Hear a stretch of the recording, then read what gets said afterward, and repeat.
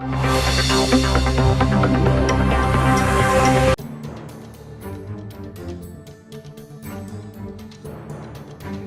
ترقیاتی بینک نے پاکستان کو قرضہ دینے کی منظوری دے دی۔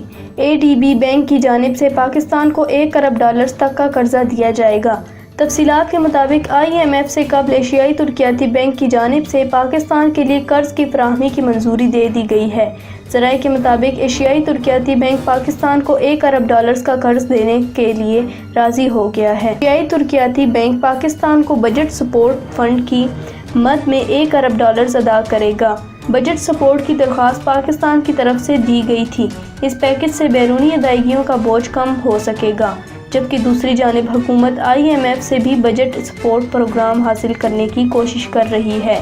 حکومت کی کوشش ہے کہ IMF سے بھی بجٹ سپورٹ پروگرام کی مد میں $80 کروڑ تک کی رقم حاصل ہو جائے۔